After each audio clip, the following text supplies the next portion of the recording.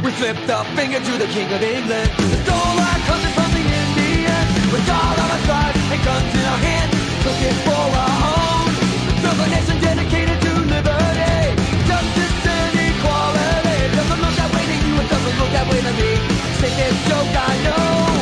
Listen up man, I'll tell you who I am. Just another stupid American. Hello and welcome to Congress of the Working Class. I'm Mike. I'm here with Johnny and Edgeworthy. How are you guys doing tonight? I'm okay. I'm here. I'm libertarian and proud. We'll get into that later.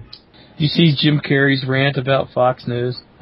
I don't pay anything. I don't pay any attention to any actors. So It was actually kind of. He was talking about how everybody's attacking him now, and he's whining about that. That's what happens when you open your mouth. Well, yeah, he went on the attack. Okay. He made a fucking music video for Christ's sake.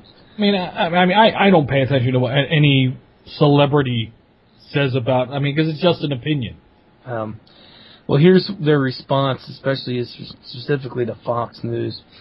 Since I released my Cold Dead Hand video on Funny or Die this week, I have watched Fox News, FUX News, rant, rave, embarrass fans and viciously slander me because of my stand against large magazines and assault rifles.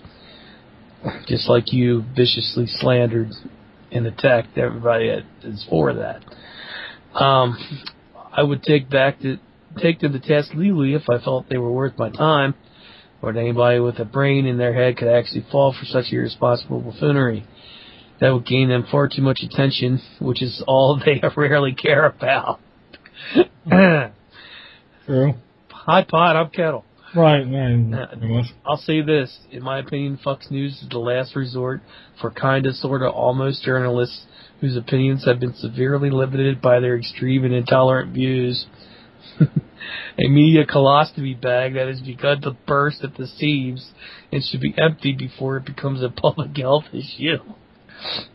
I sincerely believe that in time, good people will lose patience with the petty and poisonous behavior of these bullies, and Fox News will be remembered as nothing more than a giant culture fart, no amount of garlic could cure. Okay, let me say this, because this is the first time I've heard it. Mm-hmm. So let me look at it this way. So he's got a point with Fox News going after him. It's bullshit, and you know why that is. There's a difference between someone like Bill Maher or whatever it is, people who are on the entertainment side who make something about entertainment, and then when a news agency attacks that individual for their opinion over it. Right. So to me, therein lies the problem in this. Like, Jim Carrey has a right to be as stupid as he want to be. Same as Ted Nugent, the same as Ben Affleck, and all anybody else that winds up dipping their toe in politics, and who's part of that entertainment industry. Mm-hmm. But at the same time, the news agencies, no matter which one it is, but all down the list. It doesn't give them a right to go on the attack with them because they're a news agency. There's a difference. They should be reporting. They should say, "Oh, this is the video that Jim Carrey made," and that be the end of it. Or he's gaining attention because he made this video, and then they would show a clip of the video. But the end of it. But the thing is, them saying that Jim Carrey is a radical left, anti-gun, and those things may be true about him, but as I go down the list of those things, they're not in a position to do that. Yeah. So and that bothers me because it's shitty. It's not journalism. It's just shitty, fucking slanderous, fucking ooze. It's nothing. Yeah, but you see, all news is politicized now. It's like part of the news cycle. I understand that. And that's bullshit because that whole scenario bothers me. But like I said, with this particular scenario, Jim Carrey's in the right. Even if I may not agree with what he said or if I do, Fox News should not be on the attack. Even if it was CNN or MSNBC or whoever. Yeah, but Fox News at this point is an entertainment feature. They're still labeled as a journalistic group. So they were recently just pointed out as being 55% commentary. Yeah, well, Of course, I wouldn't really call Jim they're not Carrey. called Fox commentary. They were called Well, it Fox, should be. so wouldn't Well, have an issue, you know. Yeah, but they report shit as if it's fact. I mean, what me and you were just talking about the other day, Johnny, that thing with the Union thug and the Fox News guy.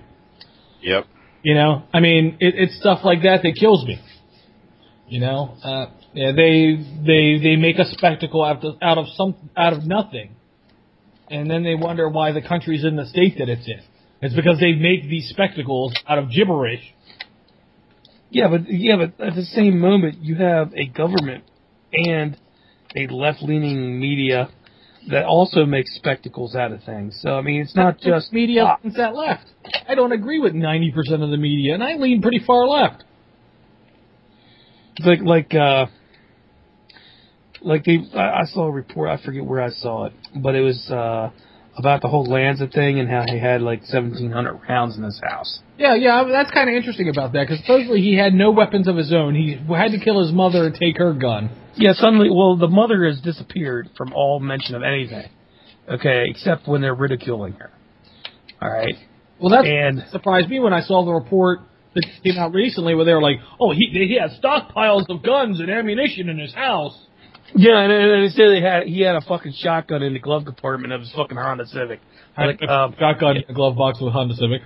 What's that? I said, how are you going to fit a shotgun in the glove box? You don't. It's people just throwing shit out, you know, that don't understand how, like, if it's real or not. They don't think before they put it out. They do it for the value of its reaction in the populace. Could you fit a shotgun in any car's glove compartment? Well, theoretically, you can fit certain shotguns in a glove box. Yeah, like sawed-offs or... Are sawed-offs illegal? Well, it depends on what your definition of sawed-off is. Doesn't mean it doesn't... Somebody doesn't have one. Okay. Well, technically, they're not illegal. You have to pay a $200 tax on them. It's called a short-barreled rifle or short-barreled shotgun, and it's like registered. But you can do that, yeah. Okay. There's actually several production guns that are like that. I think the last time I've seen one that I can think of as an example is the black guy in Miami Vice used to carry one around, and it's only like a 3-shot shotgun. You mean Tubbs? Tubbs, yes. I'm sorry, I haven't watched it in a while. And neither have I, and I still remember Crockett and Tubbs. Well, I remember Crockett. Yeah, my mind wasn't there, and I'm an '80s man. Anyway, he had one, and the thing is, it's like a 3-shot shotgun. Now, aren't those like relatively ineffective at long distance? Yeah, well, most shotguns are because they're fucking shotguns. Well, I'm talking about even if you wind up going shorter on the barrel. Well, it depends. Okay. It's not like a rifle where the length of the barrel dictates partially what your velocity is. Okay. Not entirely, because if you look at it, the air that comes out between the whatever it is, unless it's a slug, that's a whole different thing. All right. Anyway, the big thing about it is going to be spread. Okay. And what your spread is, if you're using shot, your spread's going to be wider at a shorter distance. So it won't have as much the same kind of impact with your target as a shotgun that's, you know. Now you can do things like put chokes on the end of the barrel to modify the pattern of the little BBs and everything that come out. Yeah. Your shots. But overall it's going to be a wider pattern. And the thing is, most shotguns have a tubular magazine, which means shells are one in front of the other that go along the underside of the barrel. Right. And that dictates, your barrel length dictates how many shots you can hold, pretty much. And the shorter your barrel, the less shots you can hold. So, you know, it's one of those things. But anyway, but we talked about Lanza. He had 1,700 rounds of ammunition in his house. Now, my question is, can you quantify that a little bit better? 1,700 rounds of 22 caliber, 22 LR ammunition. I can go through 2,000 rounds, and I have gone through 2,000 rounds of 22 LR in a day. At shooting, just target shooting. All right, that doesn't impress me. Okay. 2,000 rounds is not a large amount of ammunition, but they're sensationalizing it. Like, oh my God, that means he could have killed 1,700 people. Like, no, that's not what that means. Okay. Okay. It's just they're taking a subject they know nothing about and using, making like a fear out of it. Like a targeted fear. And it's not right. And I don't call that good journalism. Oh yeah, I don't disagree with you in the least. Of course, my view of the news is straight up legitimately what it should be, which is it brings you what's going on as factually as they can possibly make it. Mm-hmm. And there are things that are, there are things in place that where people wind up getting, in trouble for slander and libel and, all that different stuff.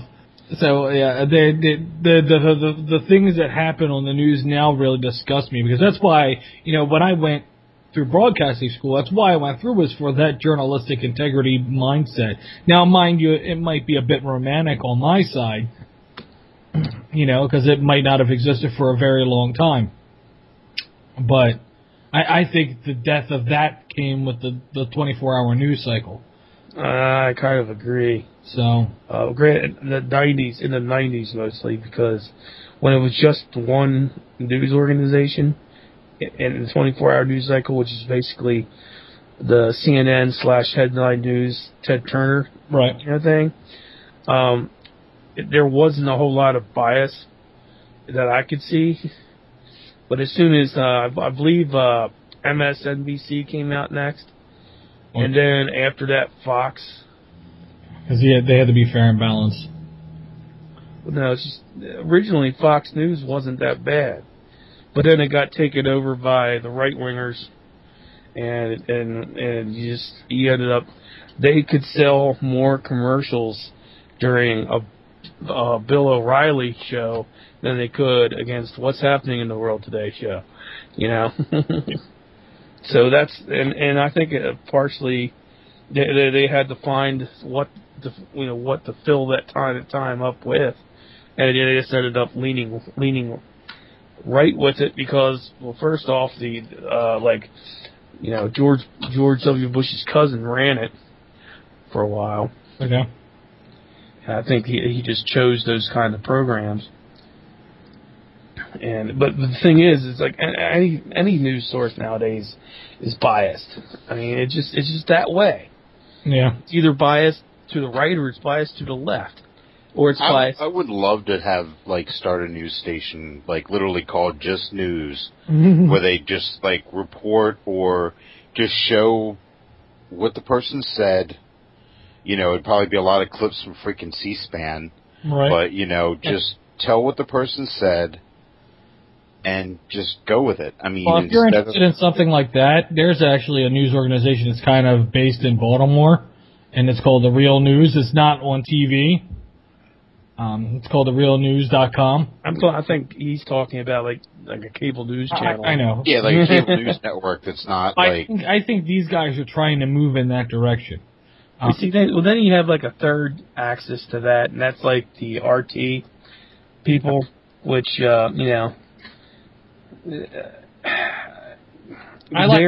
theirs too. They generate their own controversy, though. Their own brand flavor of controversy, which is to cater to the people who are dissatisfied with everything. Right. That's what I see in that. Well, the one thing that kind of interests me on there is speaking of that news organization, because it kind of flips over into North Korea. And there's all that noise about North Korea, essentially aiming missiles at all of our sites, our bases down in Guam and South Korea, and They even said they could hit the U.S., which from one diagram I think I saw they could only hit Alaska or Hawaii. Right. But what I thought was interesting about that is that I was looking at all these sites that we're talking about North Korea and everything like that, and RT had a thing on there about how the Russians were kind of like scrambling. Well, not really scrambling, but they were like getting their army together, like they were running drills all of a sudden that they weren't running before. After the U.S. flew these two, the B-2 stealths over North Korea. Well, originally I heard it was B-52s because we only have like 5 B-2s. Right. Well, we have like 1 million B-52s. Yeah, well, I don't think they're... but B-52 isn't stealth. No, but they were stealth fighters. Stealth fighters or B-2s? Stealth fighter is the F-117. Oh, yeah. B-2 is the stealth bomber. I was going to say, I thought it was a B-2 bomber. Yeah, it is the bomber. Right. But I thought it was interesting because they're like, the Russians are running drills now, and I'm like, what does Russia have to do with any of this? They're right there. They're going to be involved. They were... they're not going to stay out of it. It's in their territory. Well, interesting point about Russia is like they just sent some of the Black Sea Fleet, which is Black Sea is like north of Turkey, south of Ukraine kind of thing. Okay. And they sent some of the Black Sea Fleet to the Mediterranean to help to supposedly deal with Syria, kind of like we send a carrier fleet somewhere. Right. But they're also, if you notice what's going on in Cyprus right now, the Russians are actually very heavily involved with that. Okay. From the financial side. I think that's interesting. Banks were all just shut down? What's that? Because the banks were all just shut down in Cyprus? Yeah, but they're involved with that. With the EU and all those people. And what's interesting is that Cyprus is located just west of Syria in the Mediterranean, Okay. Maybe 150 miles off the coast. So you're thinking another proxy war?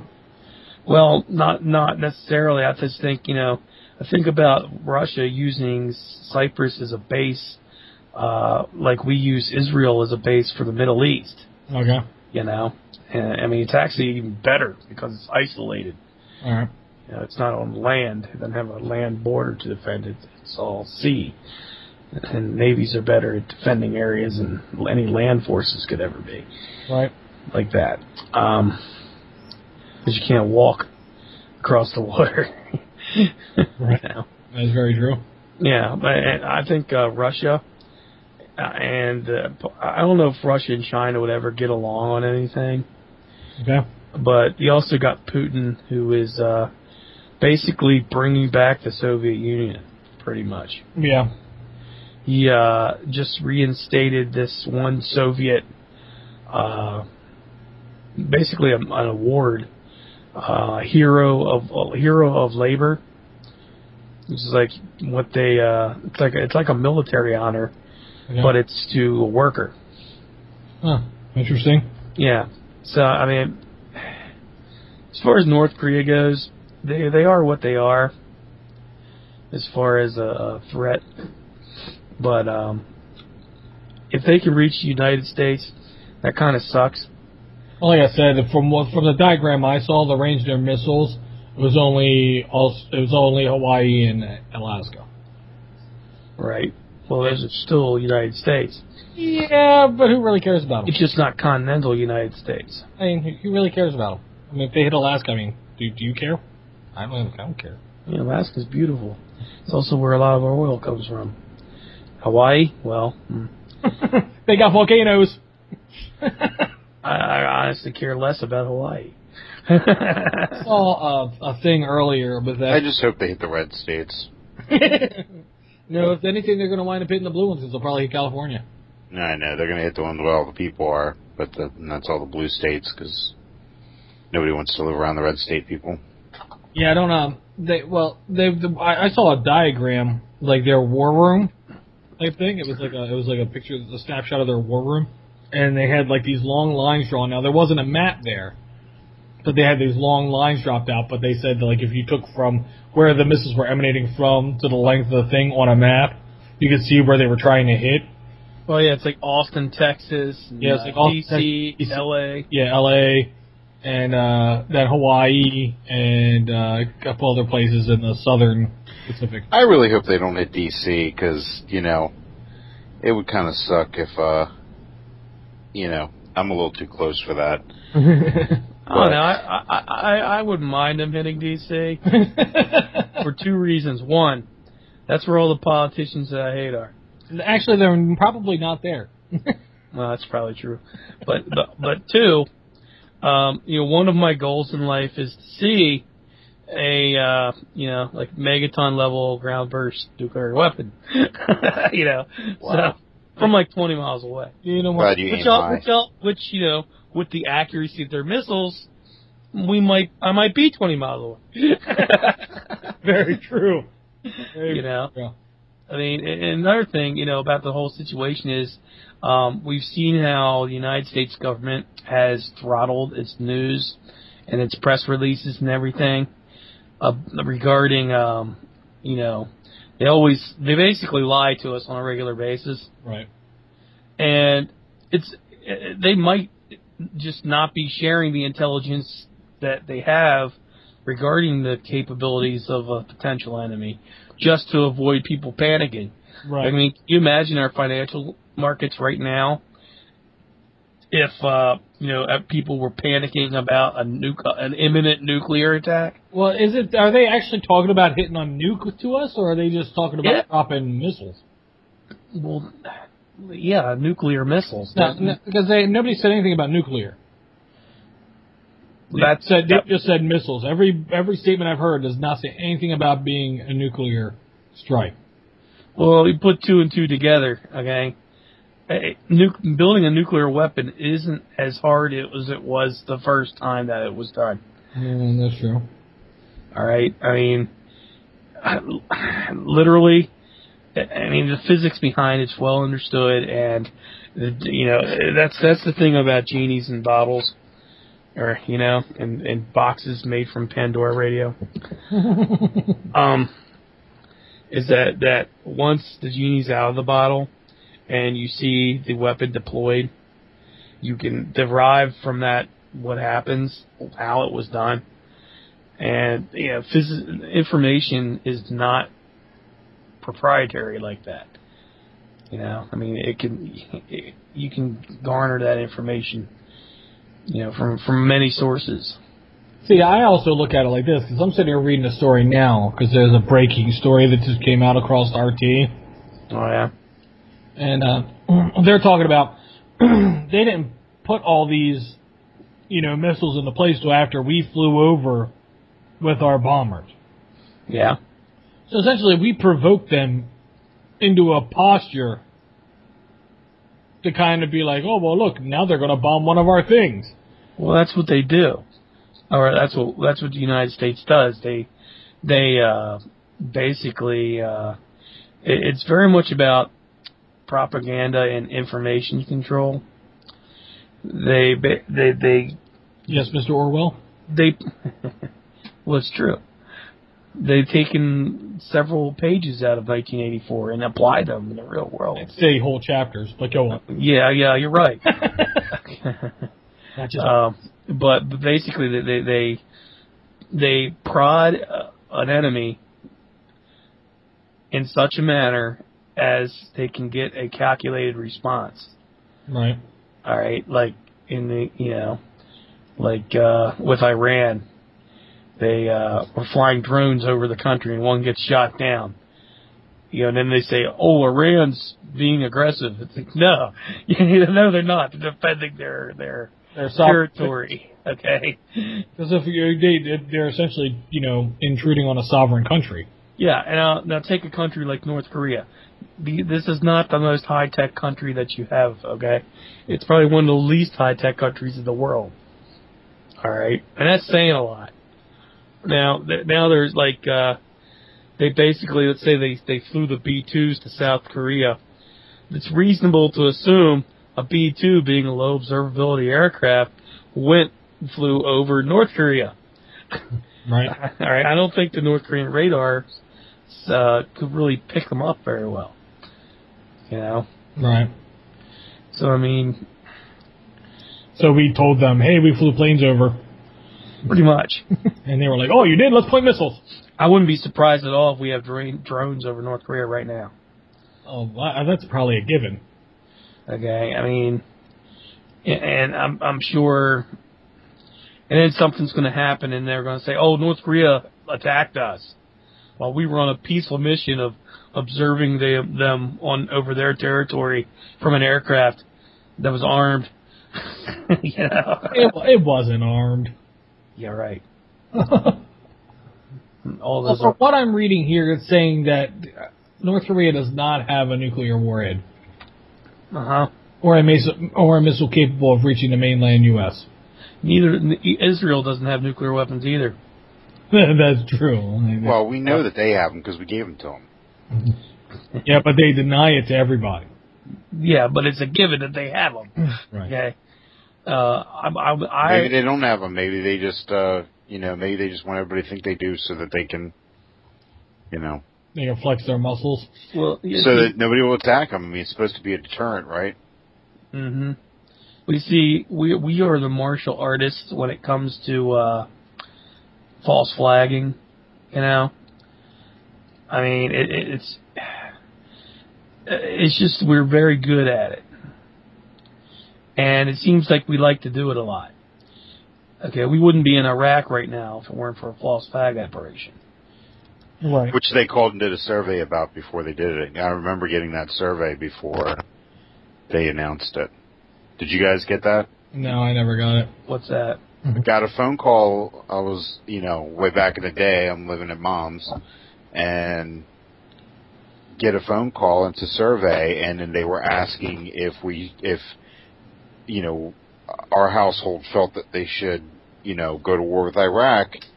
And, and then they asked, well, if we told you that they had weapons of mass destruction, would that change your mind?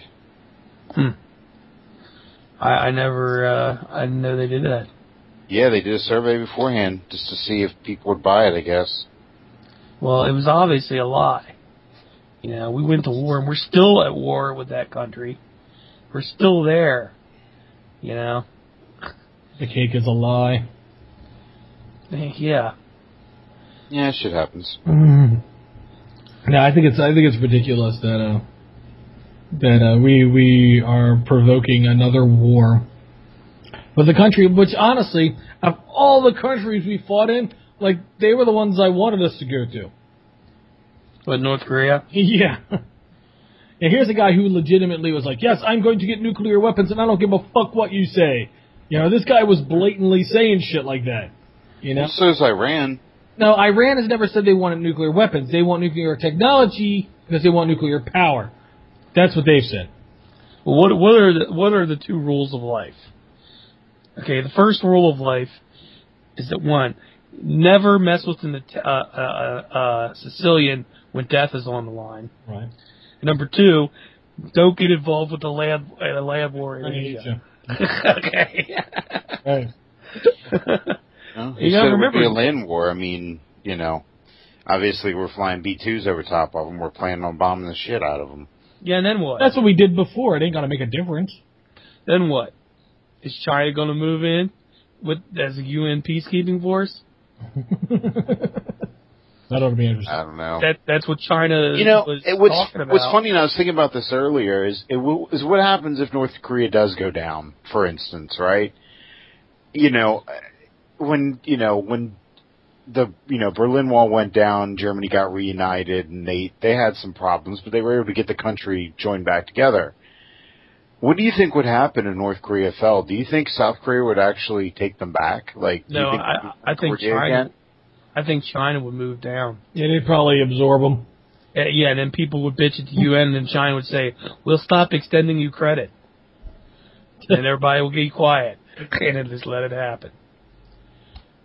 I don't know. I can't imagine, I mean, I can't imagine, I guess, them doing that, but, I would think that I don't know. I would think that they would try to rejoin with South Korea. Well, I don't think that the North Korean citizens have enough experience with modern technology to be a South Korean citizen. Because if you live in South Korea, you have to know how to play StarCraft. Okay, Wow. it's like, they put fucking like the Scout on their dollar bill or something. I mean. Well, No, I agree there'd be massive problems and issues, and I think they did a study before, that South Korea did a study to see, whether their economy could even take the hit of having to absorb all those people without work and training and education, and you're basically doubling the size of your country with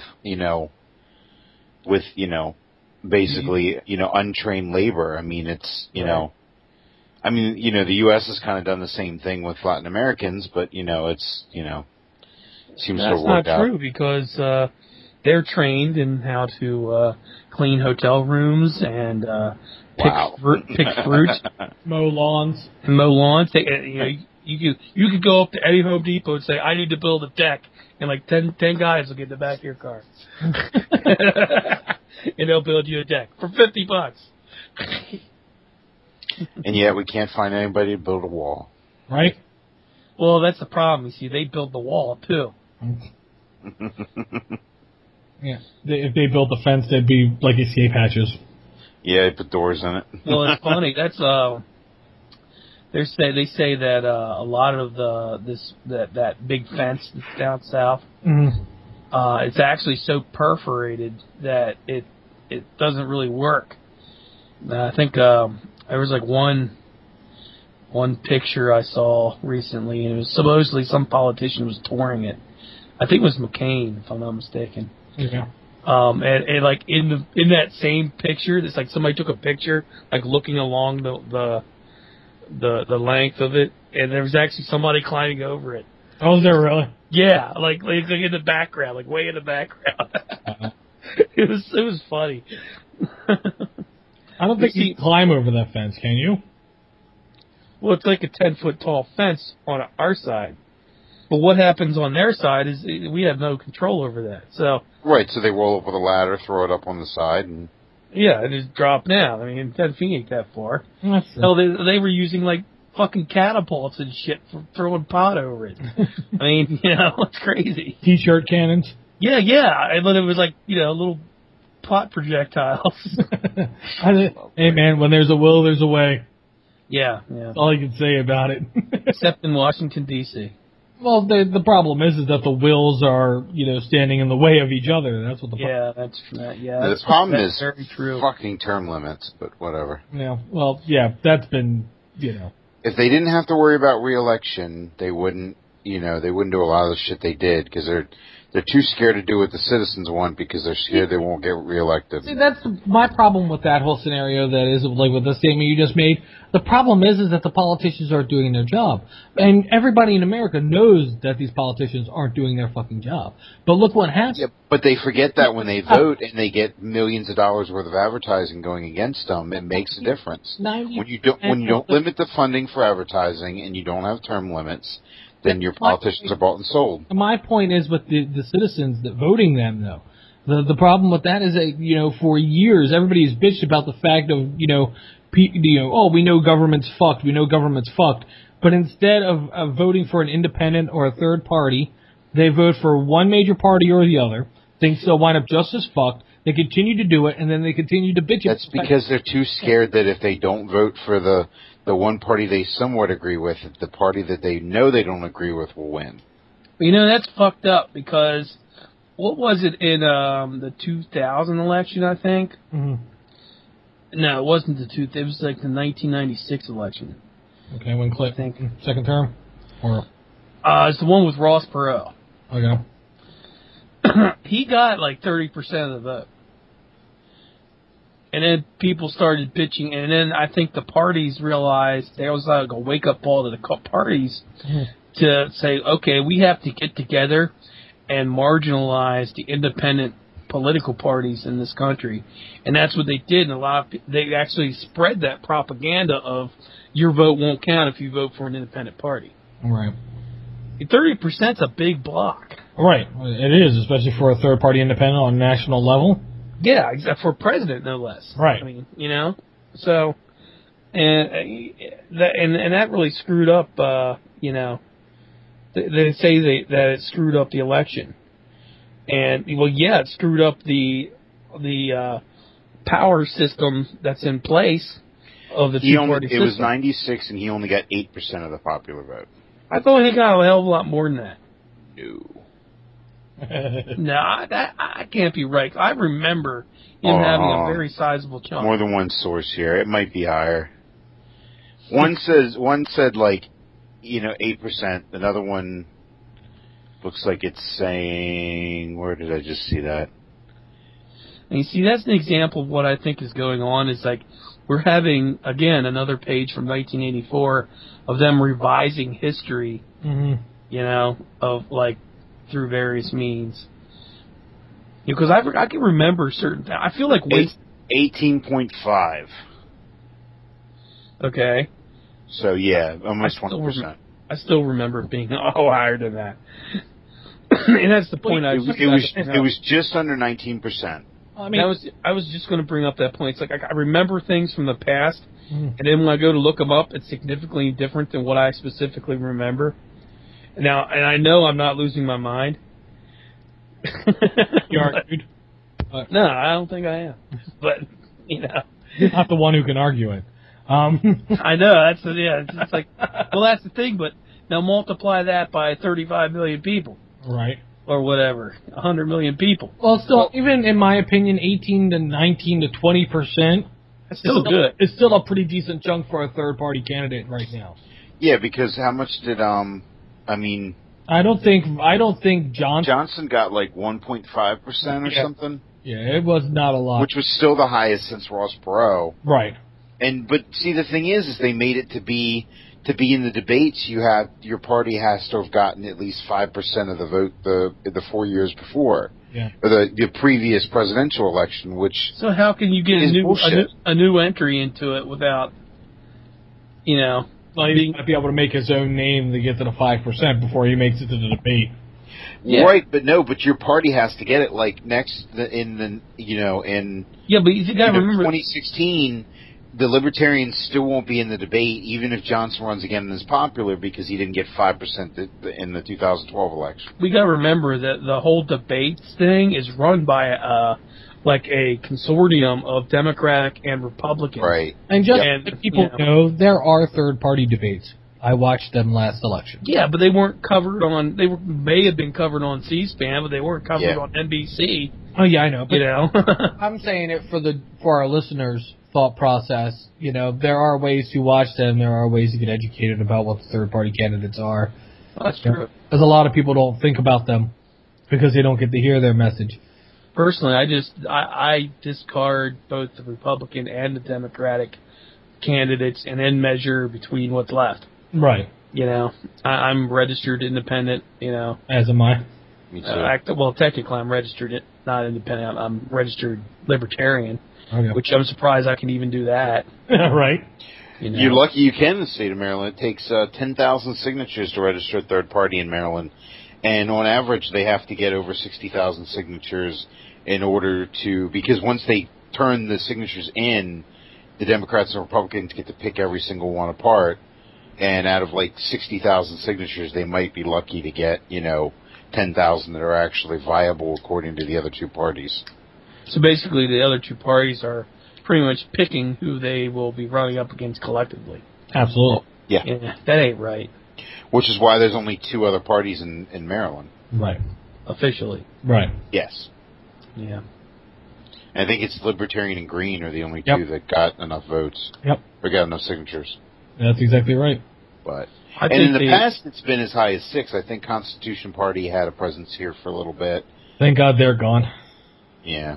Well, it's funny that they always name stuff after things that have nothing to do with what they are. Like the Constitution Party exactly right. Is completely religious and really doesn't understand the Constitution. That's exactly what the Constitution Party is, and that's all of politics in my mind.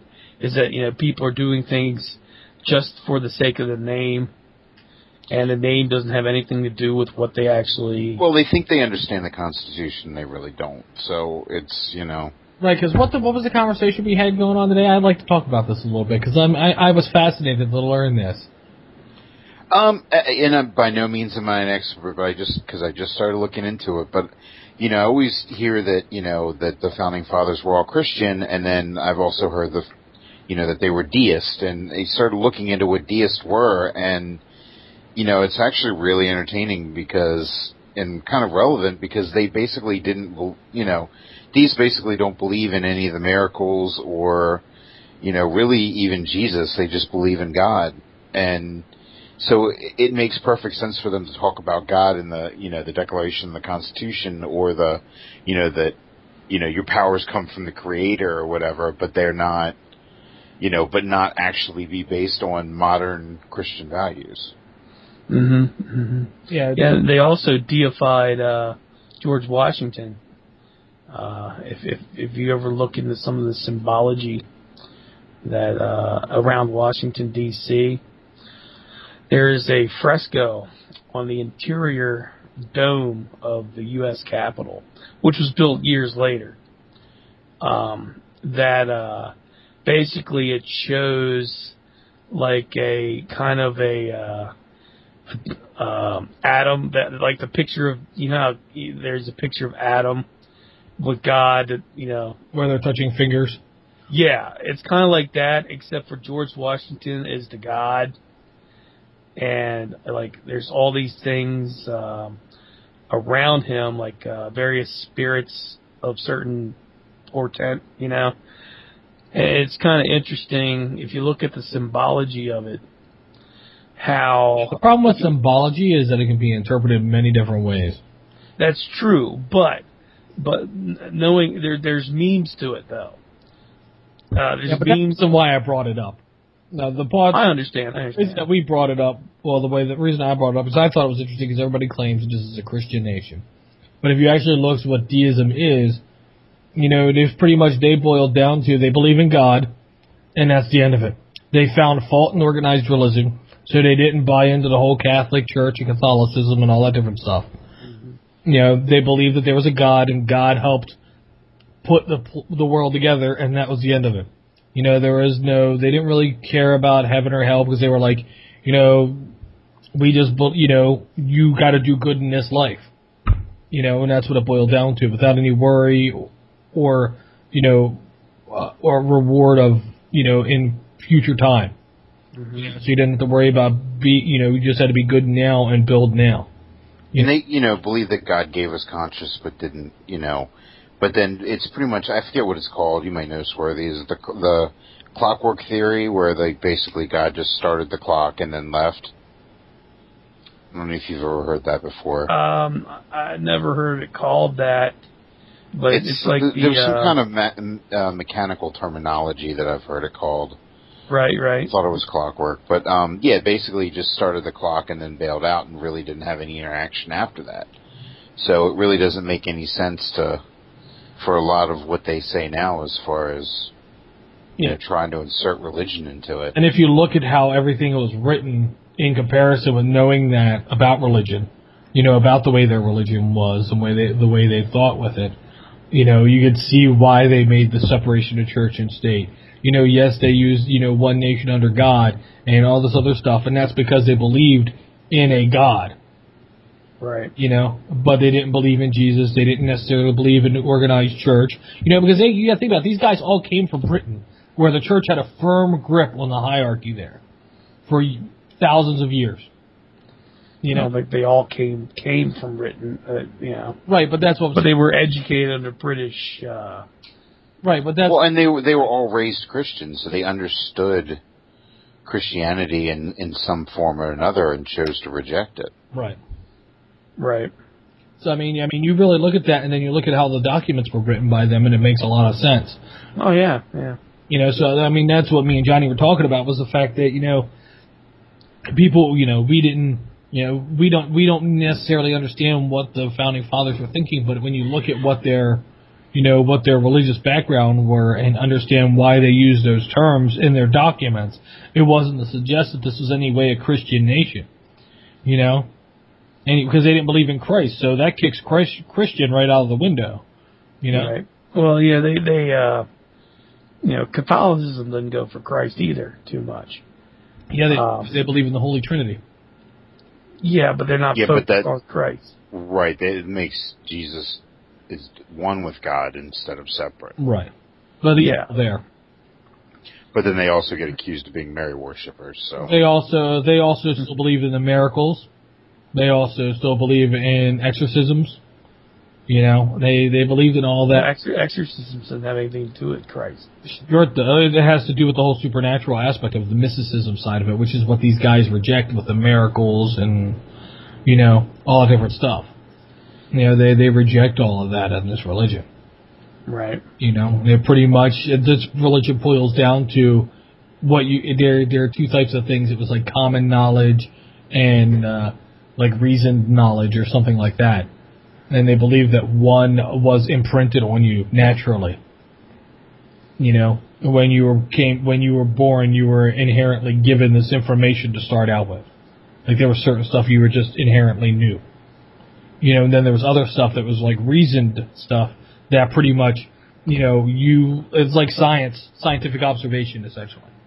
If you were able to put, if you were able to hold a pen up in the air and drop it and it consistently dropped the same way each time, you would be able to understand what that process was, and that was what the reasoning aspect of it.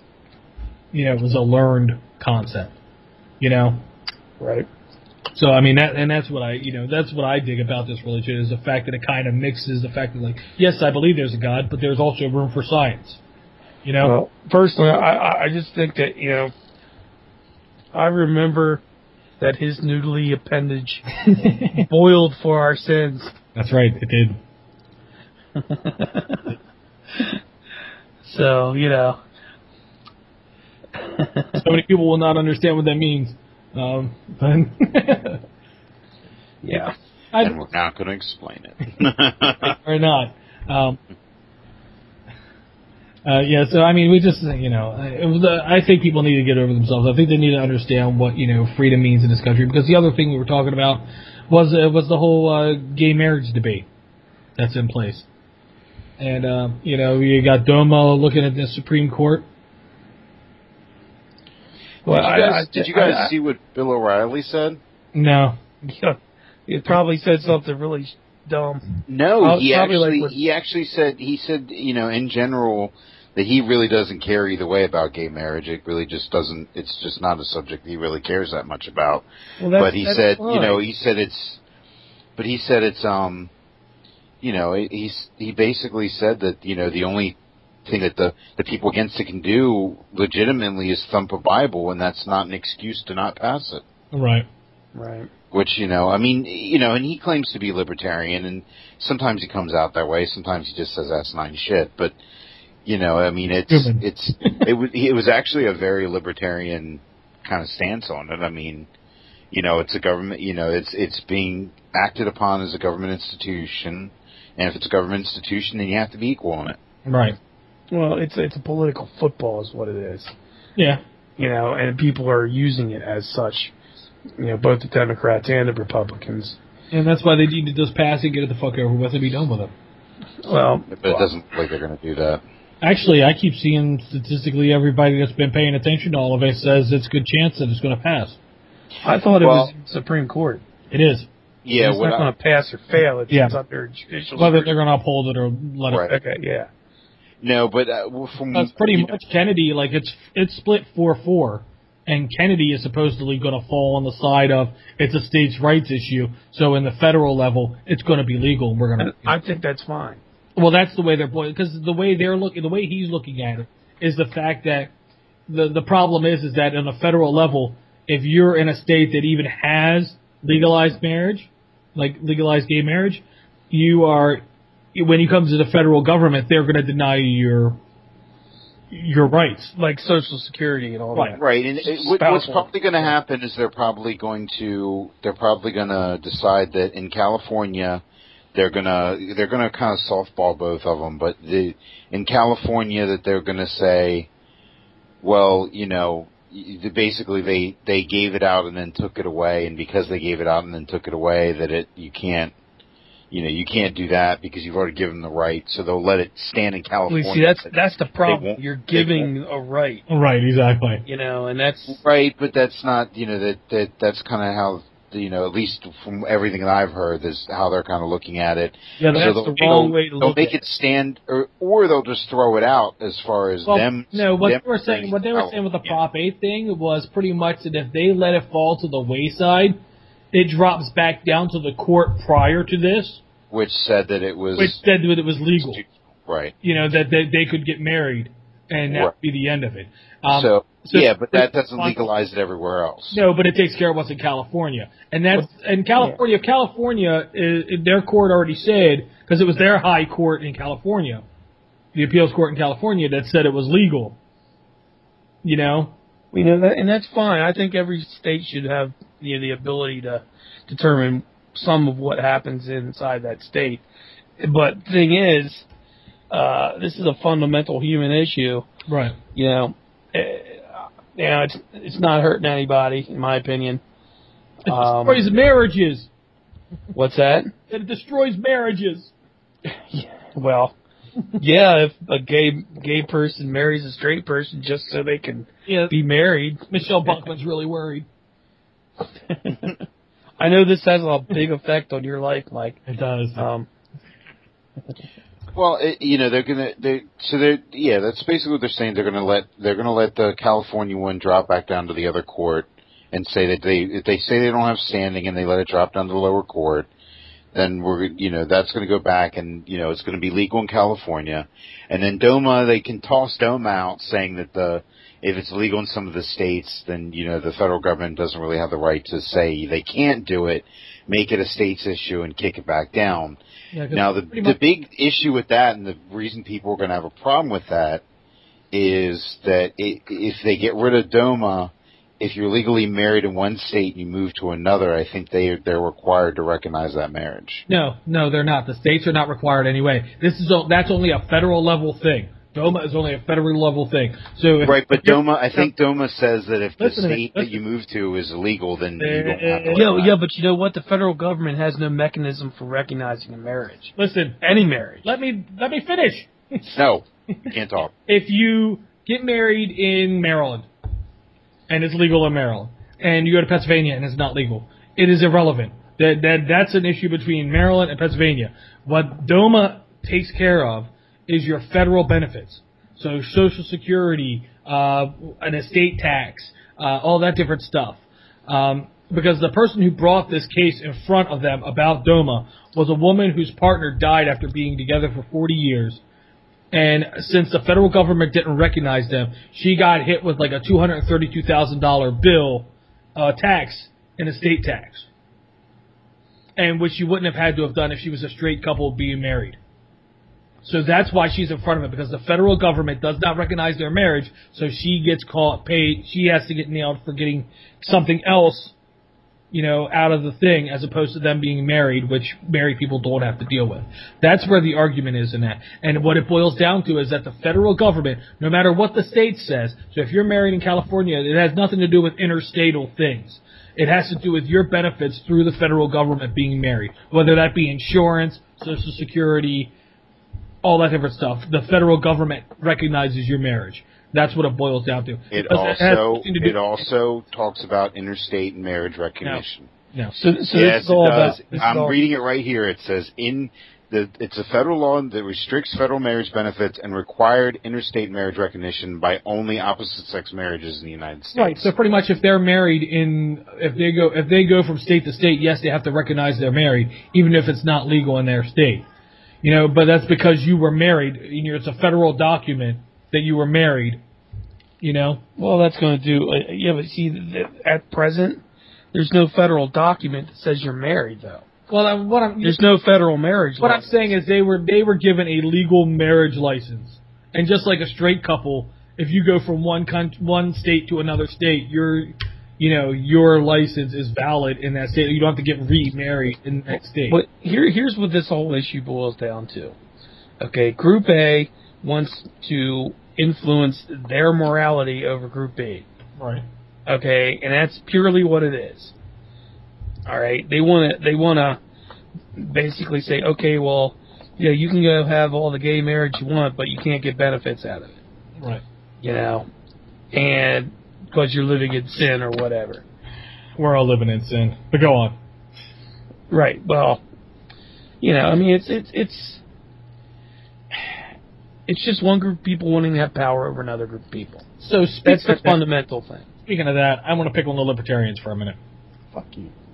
Okay. Just because I think it's something that, I think me and Johnny actually touched on it earlier today when we were talking, but North Dakota. About the abortion thing? Yeah. It's a libertarian state up there. And I believe there are libertarians in office that pushed this bill through. That is some of the most strictest abortion bills that have been passed so far. And well, then they're not real libertarians. They're not libertarians. That's my point. And the fact that you can't say you're a libertarian. Look, they try to claim Glenn Beck's a libertarian, and he's not. So well, by using that same logic, I can say that the Democrats, being liberals, aren't liberals at all. Liberal and Democrat are two different things, just like Republican and conservative are two different things. I understand that. All right, and yeah, it's the libertarians, because they're a third party, they're a mishmash of peoples, and most of them come from the conservative side. Right, and I don't doubt that. My thing is that I thought libertarianism was essentially about leave me the fuck alone and stay out of my body and stay out of my life, pretty much. That's what I thought too. That's why I'm not planning on moving to North Dakota. But to me, it's just weird that you would have a group that would that would claim to be libertarian wind up being in this scenario where they were passing these kinds of things. It's just kind of like, why? I can understand that from the Republican Party, like the teabaggers or even the constitutionalists, but the libertarians, I would not have thought that, Me neither, and I have to research it more, but and I'm not trying to pick on them because I like a lot of libertarian ideals, but they, that one just kind of threw me for a loop. I'm like, how could you be libertarian, I think they might be doing that to play for votes in an election, maybe. Because I think there's a lot of conservatives out there who would say, oh, well, look what they did. A lot of religious conservatives out there that would say, oh, well, these libertarians are our kind of people, Right. They're using an issue like that as a springboard for the next election. You got to get Gary Johnson. The thing with libertarians is, honestly, as far as the National Party goes, is I don't think there's enough of them to actually have solidified a lot of stuff. There's people that out there that claim to be libertarian that are, that really don't. And I don't agree completely with the libertarians. I just tend to side with them more than I do anybody else. But I there's a lot of people that I've heard claim to be libertarian that are way too religious and want to run the country by religion, which is not libertarian. Right. Or it's the same thing with the Republican Party and the Democratic Party and like the Tea Party. When I first heard about the Tea Party, it was an acronym, right? And it was basically they were having like little town meetings, right? That their whole gist was that they were a group of people that were tired of getting the shit taxed out of them. And they even had the acronym taxed enough already. And that was what the Tea Party was. And then it got taken over by the zealot conservatives. The Koch brothers. Yeah. And that whole thing was like, it was basically hijacked. The concept of the Tea Party was hijacked. And now it's it's another basic theocracy party now, again. Right. Just like the Republican Party is. Yeah. And that's the problem, though. These people have made a science of how to manipulate the political cycle. Yeah, You know? and I don't disagree with you in the least. I mean, but I'm just picking with the fact that like that's one of those things where it's like, okay, you're looking to be this way, and then you would do something like that. I mean, that really goes against. I mean, to me, that really goes against their principles.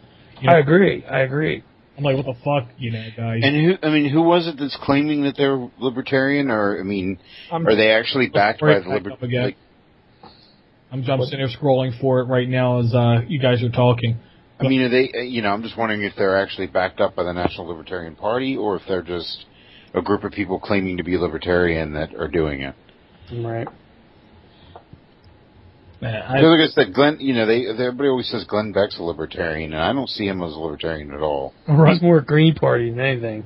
No, not even close to that one at all. Yeah, he's more constitutionalist. Yeah, I mean, okay. He would be. He would. I'm sorry. That's what I meant. I'm sorry. No, seriously, it is. It was the ones that like the libertarians, but they're the religious ones. Yeah, that's the Constitution Party. Okay. Yeah. Except for it, they're not even like the libertarians, really.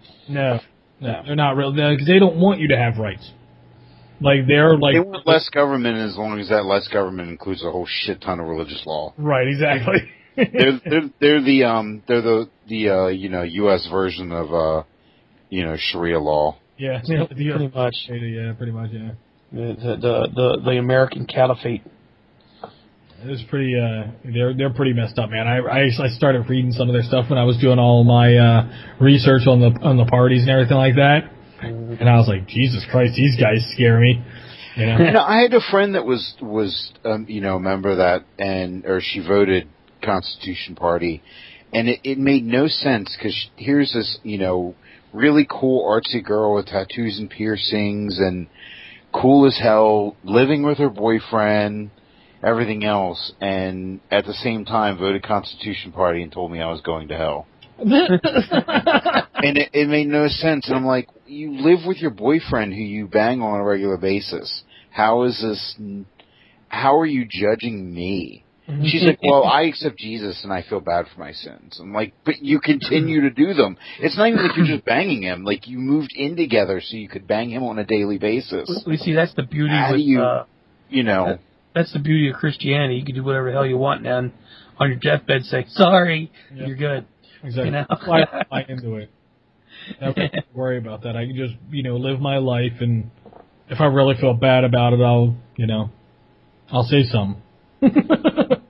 It's just, there's so much going on that nobody can wrap their heads completely around it. And there's people out there that are masters at manipulating it. Yeah. So, I mean, and I think that's what's happening now, writ large. I just think, it can't continue. The waveform has to collapse into a solid, point at some point. There's going to be a singularity in this country, and it's not going to be a pretty thing, and it might be very soon. We just need, what we need to do, and to really just piss off all the Christians, is get a whole bunch of people of some other religion to all move into one state where there's a bunch of Christians, but make sure you outnumber them, and then just start passing laws that are only for that religion, and that would piss the Christians off, and see how long that lasts. Okay, I'm going to apologize. The stories that I keep pulling up now say it was by a Republican Congress up there in North Dakota, not libertarians. So that's what I thought. I was going to say, because the first story I saw was about libertarians, and I was like, what? I was like, that doesn't make sense at all. Yeah, I don't think there is a libertarian state, except maybe Vermont. Yeah. I think, or New Hampshire, one of those. And no, Vermont's not even libertarian. I think Vermont's like socialist. Yeah. Well, no, there was one of those states up there, either Vermont or New Hampshire, that the libertarians got together and basically went around and said, we need to pick a state, exactly what you just said, to move into, to have like a seat of power, pretty much. And to show that we can run shit. Yeah, and they basically pick one of those states. It's the one of those states where it's like all open carry and everything. well, shit, can we even just, like, take over a county? You all need to move up here, we'll take over a county. And just start running it our way. And good see luck how it in goes. Maryland. You have the Democratic Mafia. Right. Yeah. You know, in Baltimore, you know, in Montgomery County, pretty much your... Can we, like, break away and make, like, a Western Maryland state? I would love that. I would love to be part of West Virginia. No. No, I don't want to be part of West Virginia. I just want to be Western Maryland as a state. I think there was a state out there at some point. Just go, I think it was always bordered by the Mason-Dixon line used to be 10 miles farther north, but it would basically run into Philadelphia, so they decided to move it south. It's an interesting story about that. Well, it probably wasn't called the Mason-Dixon line at that point, because the Mason-Dixon ones that redid it at the lower point, right? Yeah, that was the parallel that they used for defining what the boundary of Maryland and Pennsylvania. It used to be 10 miles farther north. Right. And then they bitched about, Philadelphia bitched about that, Pennsylvania bitched about that. So the Mason-Dixon did a survey and resurveyed that line and put markers down and everything. All right, well, that was educational. We've hit our hour mark, so that is going to be it from Congress of the Working Class. I am Mike with Johnny Nesworthy saying good night. See ya. Later. Listen up, man, I'll tell you who I am. Just another